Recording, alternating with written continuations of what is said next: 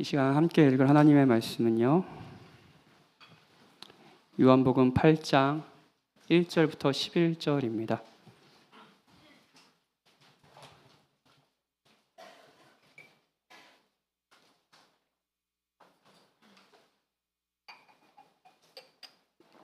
요한복음 8장 1절부터 11절입니다.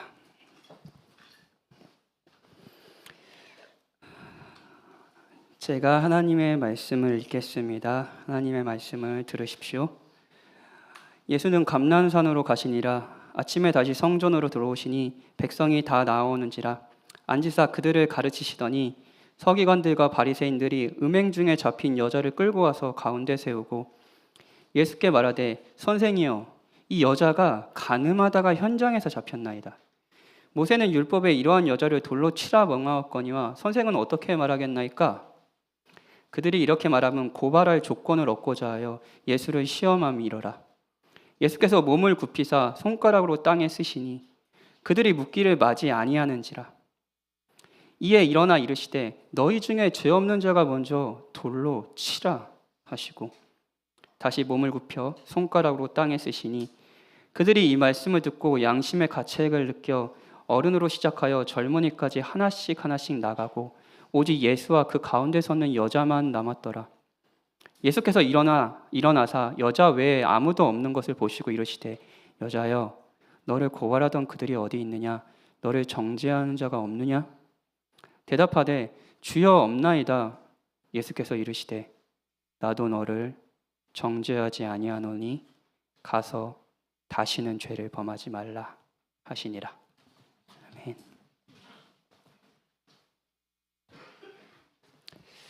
잘 지내셨습니까? 네, 저도 한 주 잘 쉬고 돌아왔습니다. 지난주에 얼굴 표정이 유난히 밝다는 소리를 많이 들었는데 오늘 유난히 얼굴이 어둡다는 소리를 또 듣고 있습니다. 지금부터 제가 두 가지 문장을 읽을 텐데요. 이 두 문장 중에 무엇이 여러분들이 듣기 불편한지 한번 생각해 보시죠. 두 가지 문장입니다. 첫 번째 문장이에요. 하나님이 사람을 심판하신다. 두 번째 문장이에요. 하나님이 사람을 용서하신다. 조금 다른 버전으로 해볼까요? 하나님이 저 사람, 여러분의 마음에 품고 있는 심판받길 원하는 사람, 저 사람을 심판하신다. 다른 버전? 하나님이 나를 심판하신다. 하나님이 저 사람, 여러분이 이번 한 주 마음에 품고 떠나지 않았던 분노를 막 품으면서 했던 그 사람을 용서하신다. 제발. 그리고 하나님이 나를 용서하신다. 두 가지 문장 중에 무엇이 더 불편하신가요? 정답은 때에 따라 다른 겁니다. 이거야말로 내가 하면 로맨스고 남이 하면 불륜 아닙니까? 사실 정의와 자비의 기준은 이렇게 자기 중심적으로 이 세상에서 해석되곤 합니다. 만약 여러분이 불의한 세상에서 피해를 당하고 있다고 생각이 드시다면 신이 사람을 용서한다라는 문장에 화가 날 겁니다. 어떻게 신이 계시다면 이 세상에 이렇게 악할 수가 있냐? 하나님이 선하시다면 이런 고통과 이런 악함이 이 세상에 왜 있을 수 있냐? 하나님이 정의로우신 분이 맞냐? 이런 뉘앙스로 계속 이야기를 하고 계시겠죠? 이건 오랜 역사 속에 교회 속에 있었던 질문과 씨름이었습니다. 다음 주에 나라에 중요한 선거가 있어요. 내일 모레네요. 매번 선거가 그랬던 것 같아요. 근데 이번 선거는 특히 주제가 뭐냐면 정의입니다. 정의예요. 정의. 누가 더 정의로운가? 각 진영은 상대 진영이 불의하다고 주장하고 있고요. 자신들이 정의롭지 못한 자들을 심판할 수 있다. 그러니 나에게 표를 달라라고 주장합니다. 이런 시국에서 하나님의 자비는 불편한 주제 아닌가요? 하나님이 심판을 하셔야지. 그런데 항상 그런 것은 아닙니다. 우리가 가진 정의에도 흠이 있고, 여러분도 살다 보면 내가 정말로 온전하지 못한 자구나, 내가 부끄러운 자구나, 내가 하나님의 율법 앞에 섰을 때, 아니면 그 율법 정도가 아니라 그냥 사람들의 시선을 봤을 때도 내 양심의 가책을 느낄 정도로 되게 형편없는 사람이구나, 그럼 죄책감과 수치심에 시달릴 때가 있을 겁니다. 그때 여러분은 용납을 바랄 거예요. 그 상황에서는 신이 사람을 심판한다라는 개념에 거부감이 들 수 있어요. 이런 식으로 이야기하죠. 사랑의 하나님이 어떻게 지옥을 만드냐? 사랑의 하나님이 어떻게 심판을 하느냐라고 말하죠. 우리는 언제는 정의를 바라고 언제는 자비를 바랍니다. 그리고 하나님이 계시다면 하나님도 우리의 바람에 따라 그렇게 반응해 주시길 바라죠. 언제는 자비를 행하시고 언제는 정의를 행하시는 거예요. 기독교 신앙이 없는 분들이 계십니까? 오늘도 진짜 잘 오셨습니다. 여러분들이 이 자리에 오신 게 너무 좋습니다.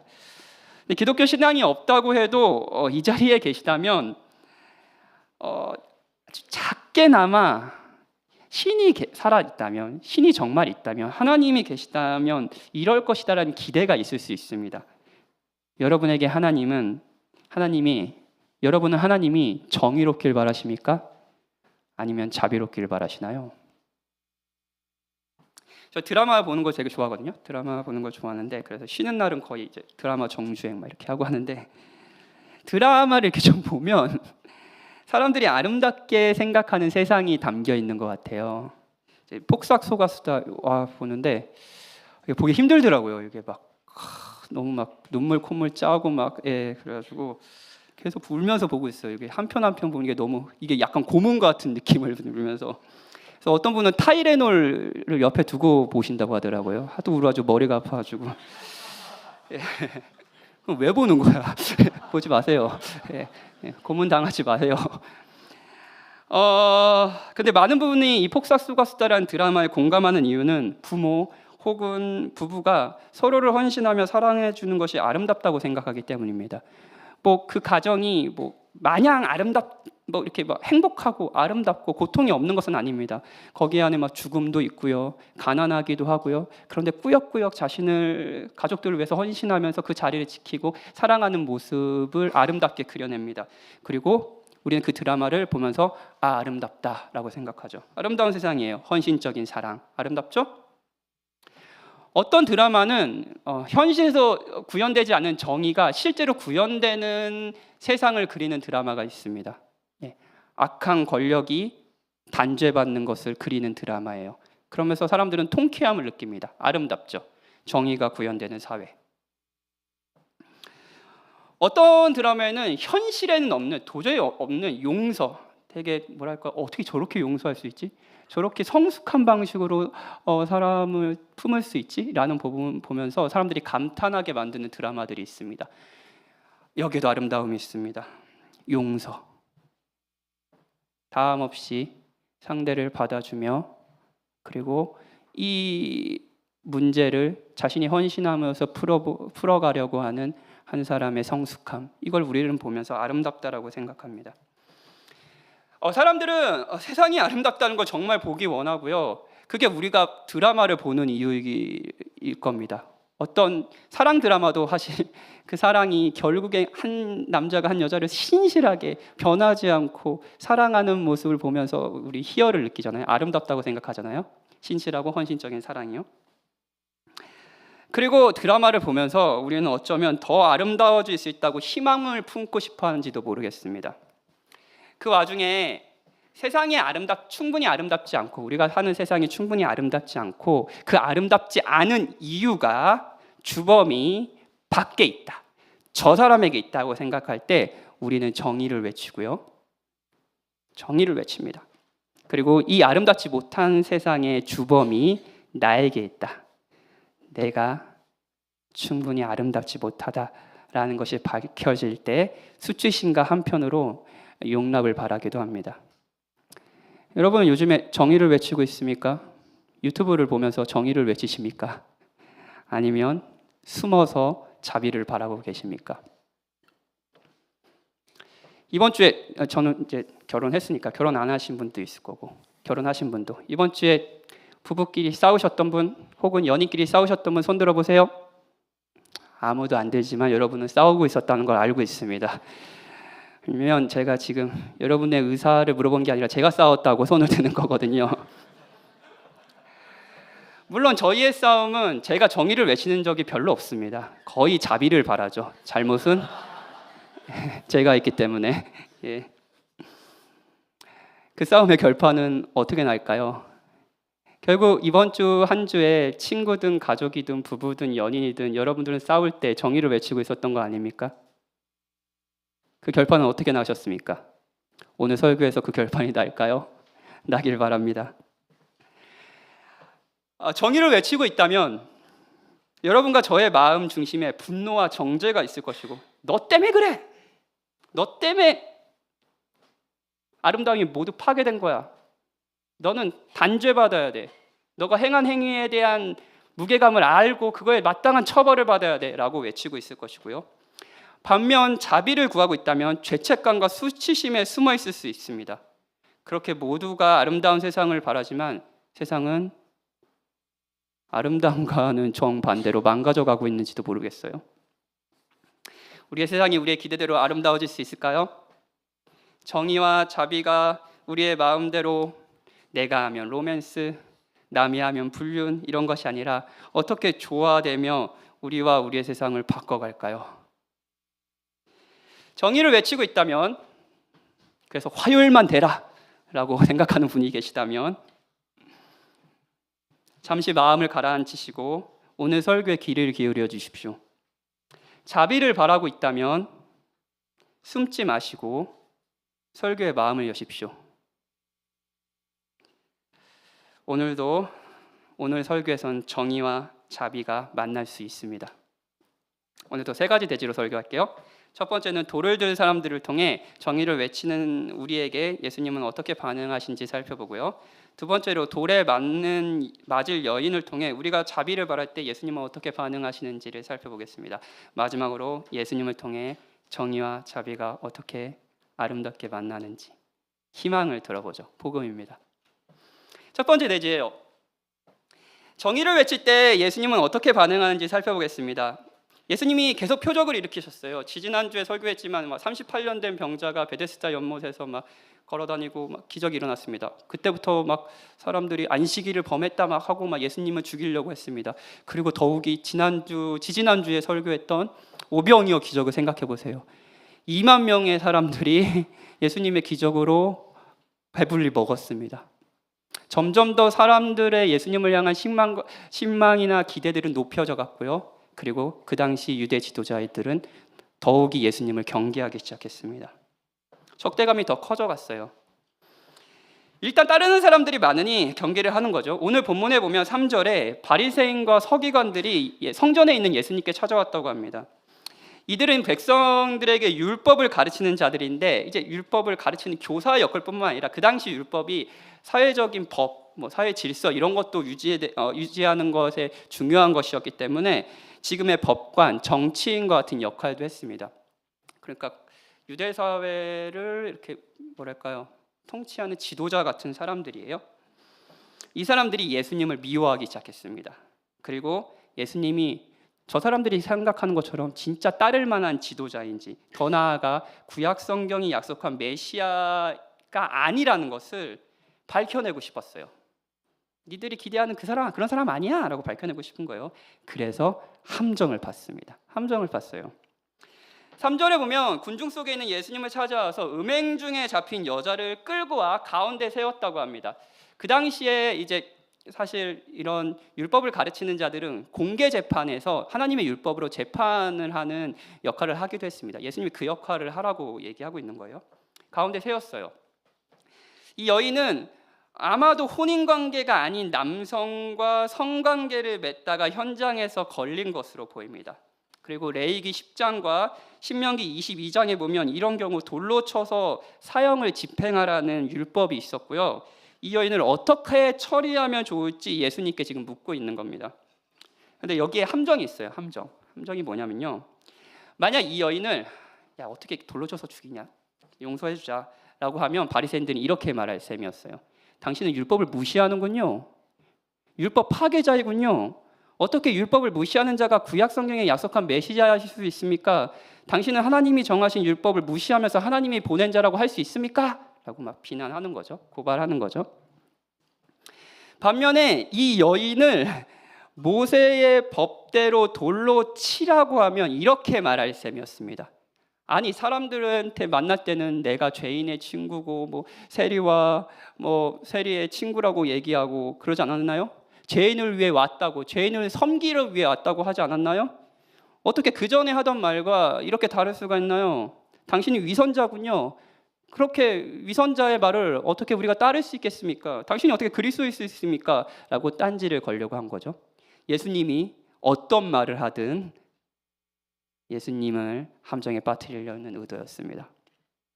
게다가 당시에는 로마법, 이스라엘을 로마라는 제국이 다스리고 있었는데, 그래서 로마법이 있었어요. 로마의 허락 없이는 유대인들이 사형을 집행할 수 없었습니다. 만약 사형을 집행하면 로마법에 걸릴 것이고요. 로마법을 따라서 사형을 집행할 수 없다라고 하면 하나님의 율법을 무시하셔야 했습니다. 완벽한 함정 아닌가요? 아마 바리새인과 서기관들은 이런 함정을 파놓고 됐다, 이제 끝났다, 이제 그리스도라고 주장하는 저 사람의 사역은 끝이다, 저 사람을 가둘 수 있고 사형에 처하게 할 수도 있다 라고 생각했을 겁니다. 여기에 정의를 외치는 사람들이 있어요. 바리새인과 서기관들이에요. 그런데 이들이 외치는 정의가 정말 정의로운지는 조금 살펴봐야 합니다. 이 여인이 얼마나 심각한 중죄를 저질렀던, 이 사람들은 단지 예수님을 공격하는 용도로 이 여인을 사용하고 있습니다. 서기관과 바리새인들이 외치는 정의는 두 가지 면에서 정의롭지 못한데요. 첫 번째는요, 목적입니다. 목적인 면에서 정의롭지 못합니다. 지금 문장을 좀 기억해 주세요. 정의는 정의 자체로 추구되어야 합니다. 다시 한번 말씀드릴게요. 정의는 정의 자체로 추구돼야 됩니다. 다른 무엇의 목적에 의해서 정의가 추구된다면 그건 정의가 아니라는 거예요. 무슨 말인지 설명드릴게요. 왜 성경은 간음이라는 거, 그러니까 혼인관계가 아닌 상태에서 성관계를 맺는 것을 죄라고 얘기할까요? 이건 성경이 말하는 성이 무엇인지 알아야 좀 납득이 되는 개념입니다. 성경은 성이라는 것이 하나님과 가질 완벽한 친밀함을 보여주는 그림이라고 말해요. 하나님이 우리와 가지고 싶어하는 그 친밀함을 보여주는 거예요. 부부 사이의 특별한 친밀함을 통해서요. 자, 남편과 아내가 다른 사람과는 공유할 수 없이 이 특별한 관계를 누리듯 하나님은 우리와 하나됨, 그런 친밀감을 누리기 원하신다는 거죠. 결혼을 통해서 그걸 하나님 보여주시기 원합니다. 근데 이 친밀함과 하나됨은 헌신 없이는 이루어지지 않습니다. 우리는 헌인관계라는 특별한 관계에서만 이 사람에게서만 누릴 수 있는 그 기쁨, 성적인 기쁨을 누리면서 이렇게 말하는 셈입니다. 나는 완전히 영구적으로 그리고 배타적으로 당신의 것입니다.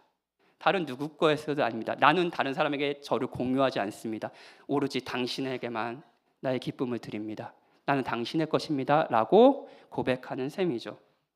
이런 면에서 성은 아름다운 겁니다.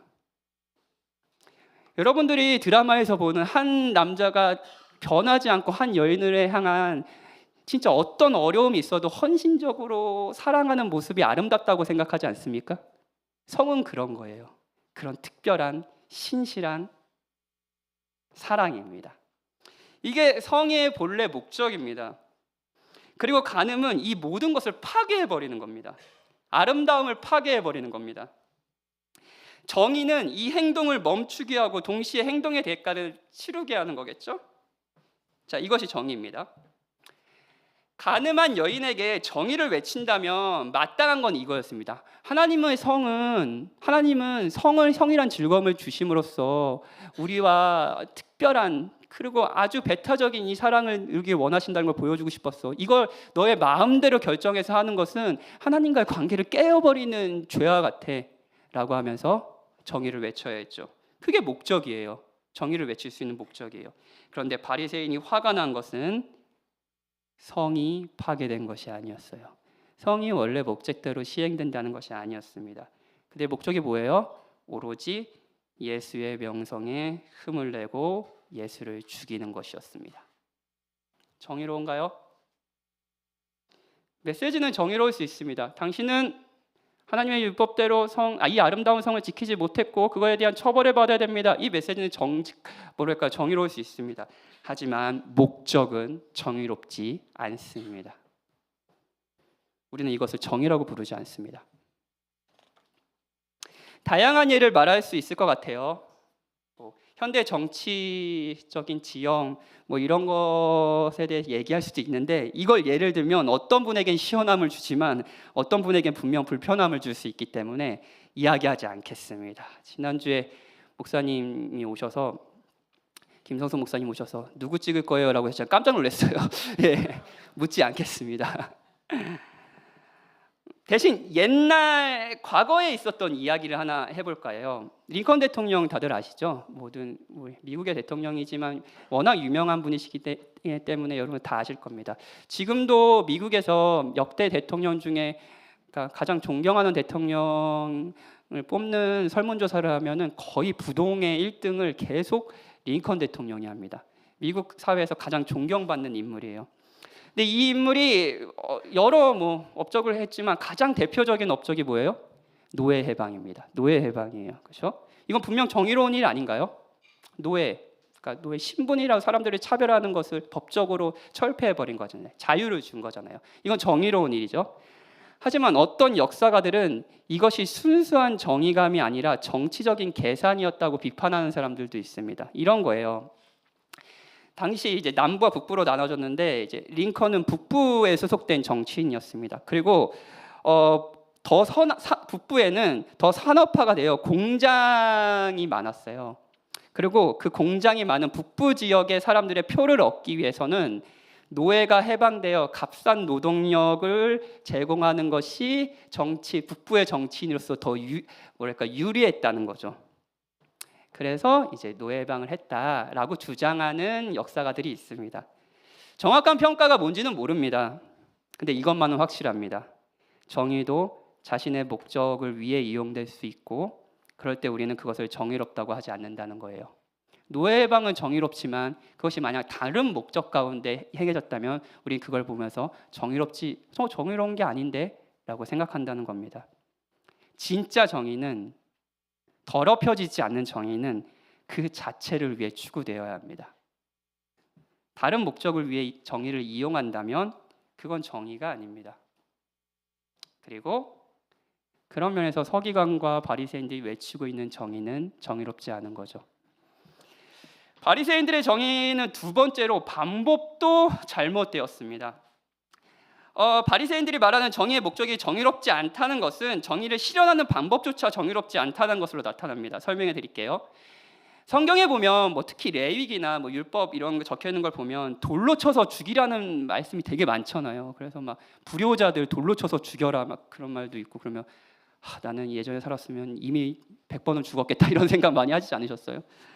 그래서 돌로 쳐서 죽이라는 말이 많으니까 사형 집행이 아주 자주 있을 거라고 사람들이 오해합니다. 그래서 하루에 10명씩 사형 집행하고 그랬을 거라고 생각하는데요. 실제로 간음으로 사형을 받는 것은 당시에 거의 불가능한 일이었습니다. 일단 사형을 집행하려면 두 명의 사람이 직접 현장을 목격해야 했습니다. 현장을 목격해야 했어요. 그러니까 이렇게 두 사람이 집에 들어가는 거 봤어요. 이 정도가 아니에요. 실제 범죄를 일으키는 현장을 봐야 했습니다. 그리고 이게 거의 두 사람이 보는 건 거의 불가능한 일이잖아요. 모든 범죄가 은밀하게 이루어지지만 특히 간음이라는 죄는 더 은밀하게 이루어지잖아요. 근데 두 사람이 그것을 현장을 확인해야 된다고요. 현장범이어야 됐다고요. 거의 이루어지기가 너무 어려운 일 아닌가요? 그리고 두 사람의 증인들의 증언을 교차로 확인해서 완전한 일치가 없으면 사형을 집행할 수가 없었습니다. 그래서 그 고대 근동의 역사 기록을 보면 이런 일도 있어요. 이런 일이 있었는데 나무를 봤는데 한 증인은 나뭇잎이 더 크고 한 사람은 나뭇잎이 작다고 얘기해가지고 사형이 집행되지 않았던 일도 있습니다. 왜냐하면 증언이 교차 확인하고 서로 이렇게 뭐랄까요? 일치되지 않았으니까요. 그래서 당시에는 간음으로 사형이 집행되기 너무너무 어려운 시대였습니다. 이런 이유 때문에 어떤 신학자들은 오늘 본문에서 일어난 일이 바리새인과 서기관들이 함정을 파고 기다리지 않았다면, 그 현장에서 있으면서 함정을 파고 기다리지 않았으면 절대로 일어나지 못할 일이라고 말하기도 합니다. 더구나 오늘 이 장면에 남자가 없습니다. 남자가 없어요. 간음은 혼자 지을 수 있는 죄가 아니잖아요. 그런데 현장에는 여자만 있습니다. 여자만 있어요. 남자는 어디 있을까요? 모릅니다. 어디 갔는지 몰라요. 아니 어쩌면 바리새인과 서기관들은 남자가 어디 갔는지 관심도 없을 수도 있습니다. 그들의 목적은 성을 지키려고 하는 게 아니었거든요. 예수님을 죽이려는 거였죠. 이들이 행하려는 정의는 목적도 잘못됐고 편파적이고 방법도 잘못됐습니다. 정의를 외친다고 하지만 목적, 방법 모두 정의롭지 못한 거예요. 정의는 아름다운 거죠. 그리고 우리가 사는 세상은 이 정의가 아름답게 나타나지 않는다는 것이 사실입니다. 우리가 사는 세상은 우리가 원하는 정의에 비춰볼 때 불이하고 여러 흠들이 많죠. 이런 사회에서 우리는 정의를 외칠 필요가 있습니다. 정의를 위해 일할 필요가 있습니다. 하지만 우리가 외치는 정의를 점검해 보는 것도 중요합니다. 우리는 왜, 무엇을 위해 정의를 바랄까요? 여러분이 정의를 외치면서 지키고자 하는 것은 무엇입니까? 여러분의 명성입니까? 저 사람의 단죄입니까? 그 목적도 정의로운가요? 방법은 어떤가요? 목적과 방법 역시 정의로운가요? 그렇지 않다면 우리가 정의를 외치면서 정작 추구하는 것은 정의가 아닙니다. 목회자고요. 저는요. 목회를 한다는 것이 한편으로 계속 하나님의 말씀을 전하면서 정의를 말하는 사역이라는 것을 이제 발견합니다. 오늘도 정의를 얘기할 거고요. 여러분 만날 때, 신방할 때, 성경 공부할 때 저는 정의를 많이 말합니다. 옳고 그름을요. 그런데 솔직히 말하면 제가 말하는 정의가 정의 자체로 추구되고 있는지 아니면 그 목적이 다른 곳에 있는지 분별하기 어려울 때가 많습니다. 여러분은 어떠신가요? 정의를 외치지만 정작 정의롭지 못한 자들을 향한 예수님의 1차 반응은 6절에 보면 몸을 굽혀 땅에 손가락으로 무언가를 쓰시는 겁니다. 이제 뭘 썼는지 몰라요. 이게 제가 뭐를 쓰셨을까 너무 궁금해서 2번이나 쓰셔가지고 도대체 뭘 쓰셨을까 막 이렇게 다 찾아봤는데 신학자마다 의견이 있습니다. 이번 3월에 다니엘 사경에 하실 때 이정교 목사님은 아마도 10계명을 쓰셨을 것이다 라고 얘기를 하셨고요. 그럴 수도 있습니다. 그리고 어떤 신학자들은 다른 성경 본문 썼다라고 하는 분도 있고요. 또 어떤 분들은 그 앞에 있는 사람들의 죄를 이제 적으셨다라고 하는 사람도 있습니다. 박현진, 교만 이렇게 적는 거죠. 네. 자, 이렇게 하나씩 적는 거예요. 모릅니다. 어떤 건지 모릅니다. 근데 확실한 것은 정의를 말하는 사람들이 정의롭지 않다는 것을 보여주는 내용이 적혀 있을 거예요. 그것이 십계명이든 아니면 다른 우리의 내면을 살필 수 있는 다른 말씀이든 아니면 직접적인 그 사람의 죄든요. 예수님은 그걸 적으셨습니다. 근데 첫 번째로 섰을 때 사람들은 예수님을 향한 공격을 멈추지 않았습니다. 7절에 보면 묻기를 맞이 아니하는지라라고 했어요. 목사님, 예수님이 쓰시든 말든 아니 이 여자 죽이라고 말고 어떻게 빨리 얘기해 주세요. 막 계속 얘기하는 거예요. 예. 진짜 사람들은 한번 이것이 정의다라고 머리에 꽂히면요 잘 멈추지 못합니다. 생각이 바뀌지 않습니다. 여러분도 그러지 않으신가요? 그러자 예수님이 대화를 거십니다. 이 분노한 회중들을 향해 대화를 거세요. 이렇게 얘기하세요. 진짜 유명한 말씀이죠. 너희 중에 죄 없는 자가 먼저 돌로 치라. 신명기 13장 9절, 10장 7절에 근거를 둔 말씀인데요. 이 말씀에 의하면 범죄를 목격한 돌을 던져서 사형을 집행할 때 범죄를 목격한 증인들이 먼저 돌을 던질 것을 요구했고요. 그 증인들은 이 범죄에 동참한 사람이면 안 됐습니다. 당연한 거죠? 그렇죠? 범죄에 동참했는데 어떻게 단죄를 해요? 그렇죠? 죄 없는 자가 돌로 치라는 것이 완전히 죄가 없는, 그러니까 완전 흠없는 사람만이 정의를 행할 수 있다라는 말은 아닙니다. 이렇게 오해하지 마십시오. 그러면 누구도 판사가 되지도 못하고요. 어느 누구도 사실 목사가 되지도 못합니다. 설교하지도 못합니다. 그리고 어느 누구도 정치인이 되지도 못하고요. 어느 누구도 부모가 되지도 못할 겁니다. 예수님은 인간사의 모든 정의 시스템을 무력화하려고 이렇게 말씀하시는 게 아니에요. 대신 예수님이 이렇게 말씀하시는 겁니다. 들어보세요. 너희가 지금 정의를 외치고 있지만 정작 너희의 마음은 어떠니? 너희의 목적은 순수하니? 너희의 방식은 정의로우니? 너가 단죄하려는 이 죄에서 자유로우니? 정의롭지 못한 자가 행하는 정의는 그 자체로 정의롭지 못한 경우가 있어요. 부패한 권력이 있다고 합시다. 그 권력 자체가 부패했어요. 근데 그 권력자들이 행사하는 정의는 당연히 비판받아야 되지 않을까요? 네. 우리는 정의를 원하지만 동시에 정의로운 자가 행사하는 정의를 원하는 거죠. 그렇죠? 이것이 예수님이 말하는 바입니다. 예수님은 정의를 바라는 자들의 마음 안에 있는 불의를 보셨고요. 그 불의를 지적하고 계시는 거예요. 당시 간음이라는 죄에 대한 사형 집행이 드물었던 이유는 말씀드렸듯이 증명하기가 어려웠을 뿐만 아니라 한편으론 너무 만연해 있었기 때문입니다. 너무 많았기 때문이에요. 간음이란 죄를 단죄할 수 있는 이 죄에 대해서 흠이 없는 사람은 그 자리에 없었던 거죠. 그래서 예수님이 다시 땅에 무언가를 적으실 때 양심의 가책을 느낀 사람들이 돌을 놔두고 하나씩 떠났습니다. 사랑하는 여러분,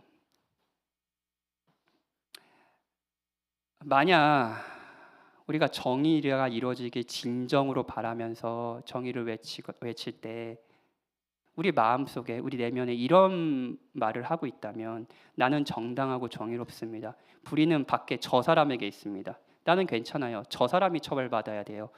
라고 말하고 있다면 예수님의 오늘의 메시지는 이런 겁니다. 너는 괜찮지 않다. 너는 정의롭지 않다.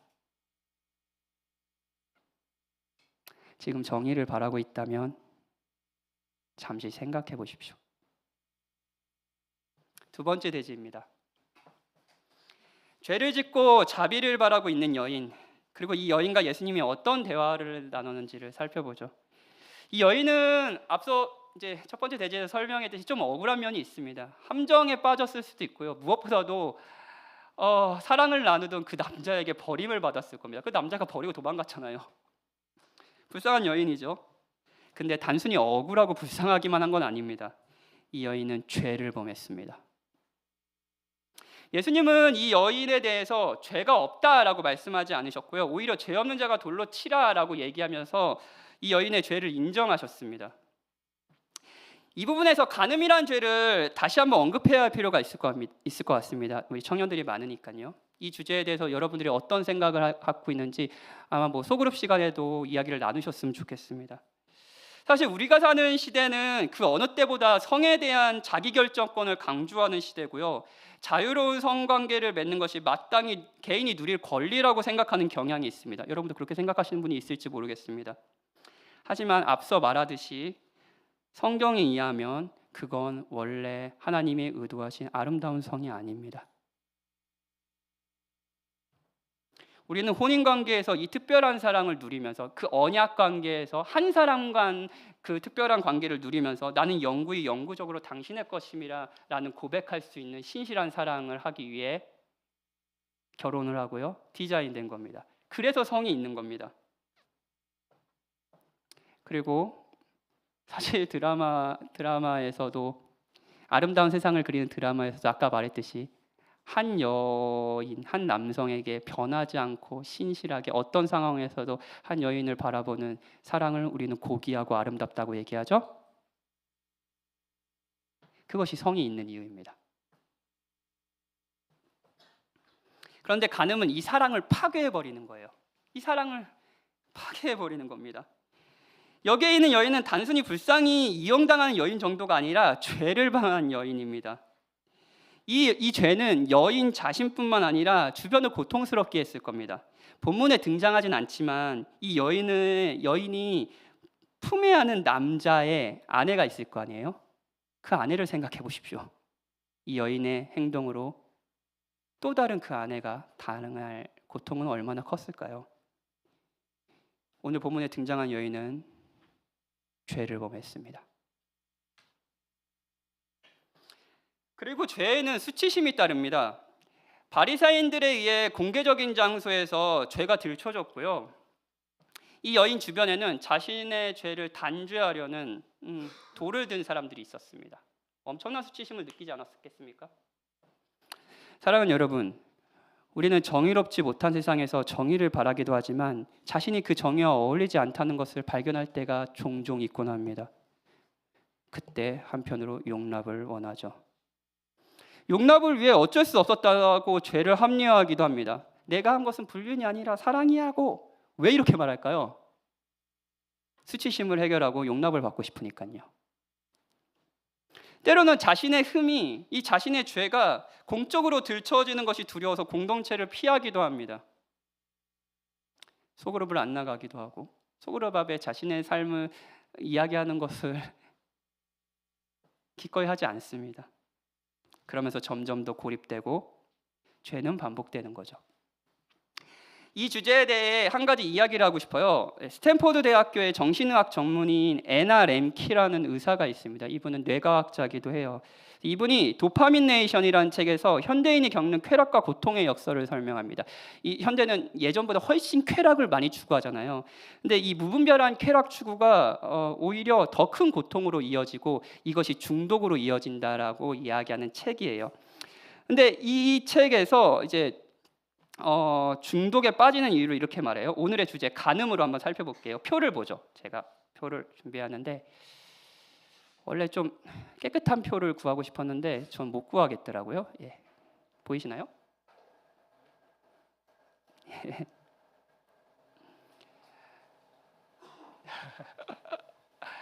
과용이 있습니다. 중독, 같은 어떤 잘못을 계속 행하는 거예요. 죄를 범합니다. 간음이라고 할 수 있어요. 간음. 근데 간음을 행하면 수치심이 생깁니다. 부끄러워지죠. 그러면 거짓말을 하거나 공동체에게 숨습니다. 그러면 점점 더 고립돼요. 외로워져요. 그럼 또 어떻게 해요? 같은 죄를 또 반복하는 거죠. 이게 한 사람이 그냥 성경적인 의미로는 뭐 죄를 반복하는 이유고요. 그리고 뭐 중독에 빠지는 이유일 수도 있습니다. 과용, 수치심, 거짓말, 고립. 이 사이클 계속 돌아가는 거예요. 근데 이 사이클에서 어떻게 빠져나올 수 있는지 애나 램키는 다음의 표를 보면 이렇게 설명합니다. 자, 죄를 범해요. 수치심을 느껴요. 근데 근본적인 솔직함으로 공동체에서 자신을 내어놓는 거예요. 근데 그 공동체가 이 사람을 단순히 막 단죄하고 멀리하고 이 사람이 죄를 범했다고 막 이렇게 하는 것이 아니라 수용해 주는 거예요. 수용해 주면 유대감과 의존의 감소가 일어나고요. 이 사이클에서 벗어나는 거죠.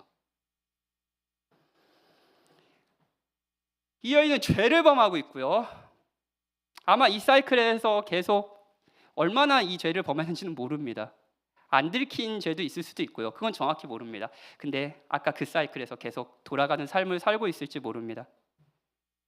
이 죄는 이 여인과 주변을 파괴해버렸습니다. 점점 고립시켜버렸습니다. 그리고 이 죄가 공동체에서 들춰져 버렸고요.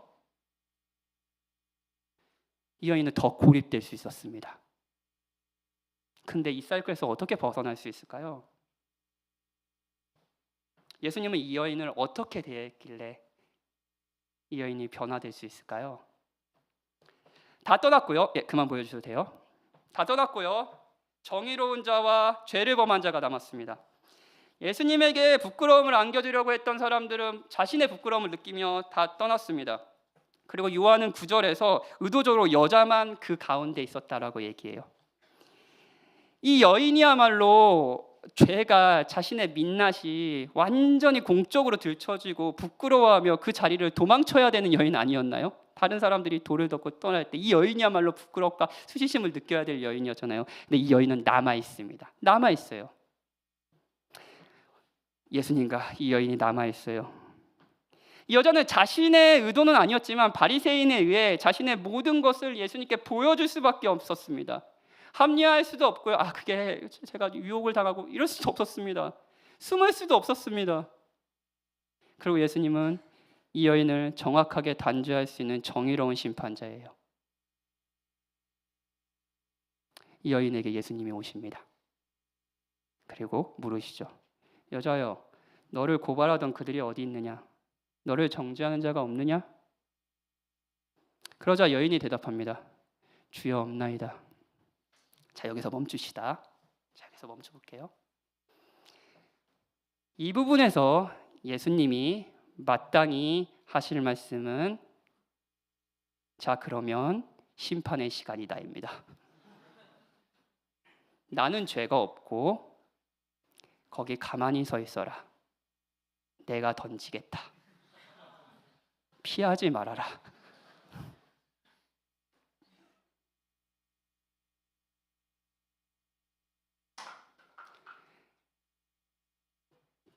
불의를 행한 여인, 하나님이 원래 의도하신 아름다운 세상을 파괴한 여인이 정의 앞에 서 있습니다.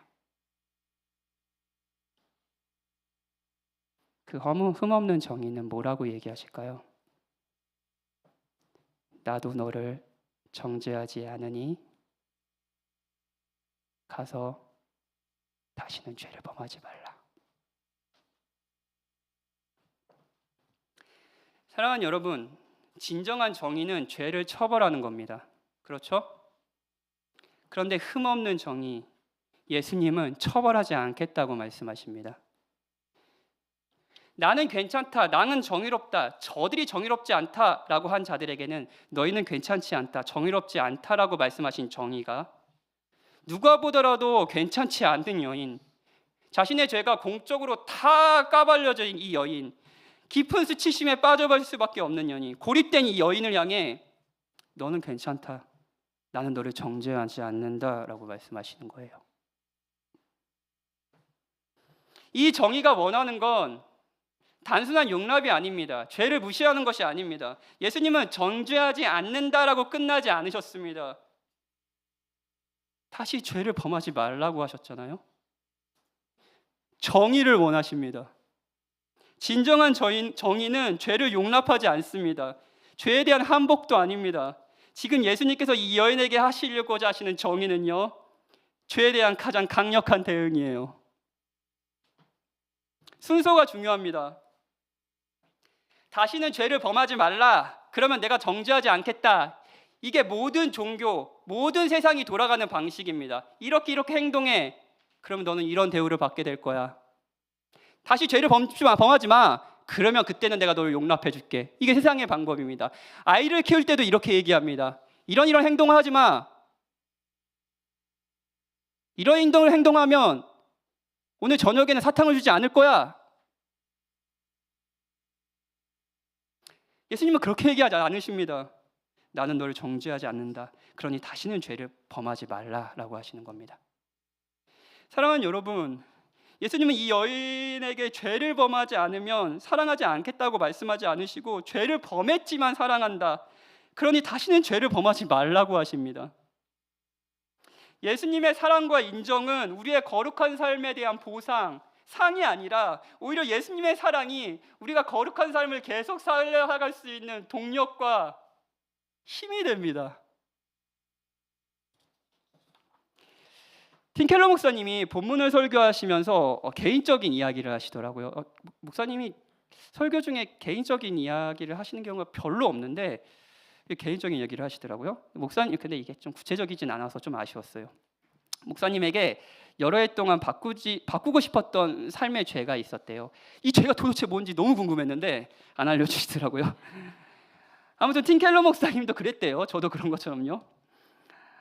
이 죄를 팀켈러 목사님이 율법에게 가져갔다고 합니다. 율법에게 가져갔다는 것은 이런 생각을 했다는 거예요. 이것을 바꾸지 않으면 벌을 받을 거야. 율법은 그렇게 얘기하잖아요. 그러다 팀켈러 목사님이 그리스도인이 되고 복음을 더 깊이 알게 되면서 이제 그 문제를 십자가로 가져가기 시작했답니다. 십자가로 가져갔다는 것은 예수님께서 이런 말씀을 하시는 것을 들었다는 뜻을 말합니다. 팀켈러 목사님의 말을 그대로 인용하겠습니다. 저는 이 말을 예수님께서 여러분에게도 하고 있다는 것을 확신하셨으면 좋겠습니다. 들어보세요. 팀, 너의 삶에서 이런 것들이 보이지? 봐, 이런 것들이 너와 나 사이에 끼어들 수 없어. 내가 그것들을 위해서 죽었어. 그것들이 너를 정죄하지는 않을 거야. 하지만 그것들을 없애자. 내가 너를 위해 무엇을 했는지 봐. 너가 이런 행동을 계속한다면 이것이 내 희생에 대해 너가 갚는 방식이니? 내가 죽어서 깨끗하게 한 너의 마음을 다시 더럽히는 거니? 팀, 나는 오직 너의 위대함만을 원해. 팀, 오직 너의 순수함, 거룩함, 아름다움을 원해. 그것이 내가 너를 위해 죽은 이유야. 사랑하는 여러분, 이 복음이 팀켈러 목사님을 변화시켰다고 말합니다. 목사님은 율법이 이것들을 없애지 않으면 나는 너를 벌할 거야 라는 메시지를 들었을 때 오히려 마음이 강팍해졌다고 합니다. 하지만 그리스도께 은혜의 십자가로 가서 그분이 나도 너를 정죄하지 아니하노니 라는 말씀하시는 걸 들었을 때 변화되었다고 해요. 오늘 이 자리에 어떤 분은 변하지 않는 죄의 문제가 있고 그것에 깊은 수치심을 느끼며 힘든 시간을 보내고 계신 분도 계실 겁니다. 여러분은 변화될 수 있습니다. 여러분은 죄와 싸울 수 있습니다. 여러분이 있는 그대로 자신의 수치를 그대로 보여줘도 여러분을 용납하고 받아주는 사랑이 있습니다. 이 여인에게 예수님이 이야기하신 것처럼 이 자리에서 예수님이 여러분에게 이야기하십니다. 나도 너를 정죄하지 아니하노니 가서 다시는 죄를 짓지 말라. 그러므로 그리스도 예수 안에 있는 자에게는 결코 정죄함이 없나니 이는 그리스도 예수 안에 있는 생명의 성령의 법이 죄와 사망의 법에서 너희를 해방하였습니다. 이 여인은 변화되었을까요? 성경은 그것을 우리에게 알려주지 않습니다. 그런데 예상할 수 있는 부분은 있어요. 예수님과 이 여인이 다눈 가서 다시는 죄를 범하지 말라 이 대화는요. 예수님과 이 여인 단둘이 있을 때 했던 대화입니다. 자, 이것이 어떻게 성경에 적혀 있을까요? 저는 희망을 품고 싶습니다. 이 여인은 변화되어 자신이 받은 용서의 사랑을 사람들에게 전하지 않았을까요?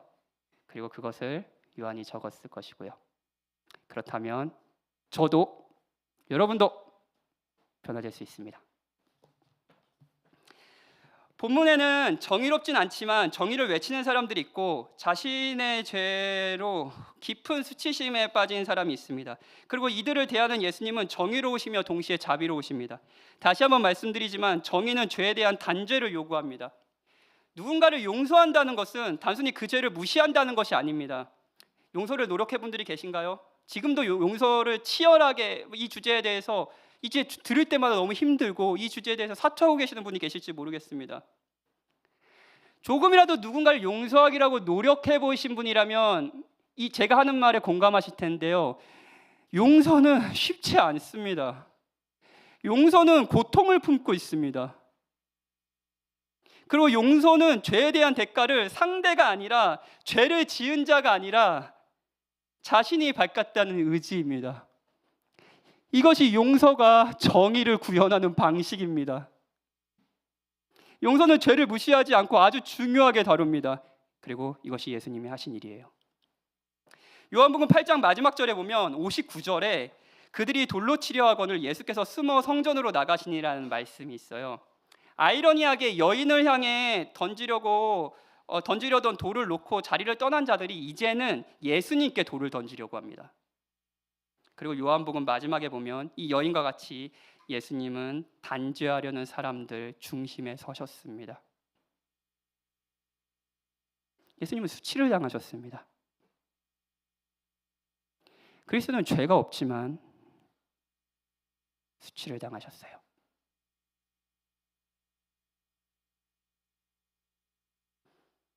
죄가 없지만 돌을 맞으셨습니다. 무엇보다도 하나님께서 자신의 아들을 죄인으로 보셨고 그를 버리셨습니다. 그리스도는 자신을 수용하는 공동체 자체가 없었습니다. 모두가 그를 버렸고 그에게 돌을 던졌습니다. 이것이 나도 너를 정죄하지 않으니 다시는 죄를 범하지 말라고 하시기 위해 그리스도가 하신 일이라는 걸 아십니까? 이 용서는 값싼 용서가 아닙니다. 세상에 헤아릴 수 없는, 세상으로서는 측량할 수 없는 무게의 값진 용서입니다. 그리스도는 정의를 무시하지 않으셨습니다. 하지만 동시에 정의가 고발하는 죄인을 불쌍히 여기셨습니다. 그리스도가 여러분과 저를 불쌍히 여기셨어요. 그래서 정의가 요구하는 정죄를 자신이 받으신 거죠. 그래서 이 참된 정의는 이 죄를 범한 여인을 정죄하지 않았고요. 우리도 정죄함이 없습니다. 사랑하는 여러분, 만약 여러분이 누군가의 죄에 대해 분노하고 정의를 외치고 있다면, 혹은 자신의 죄에 대해 깊은 수치심을 느끼며 이 죄의 굴레에서 벗어날 수 없을 것 같은 무력감에 시달리고 있다면 십자가에 달리신 그리스도를 바라보십시오. 그분께 정의가 있고 그곳에 한편으로 자비가 있습니다. 설교를 마치면서 저도 그렇고 여러분도 그렇고 가장 소화하기 힘든 주제를 하나 말하며 설교를 마치고 싶어요.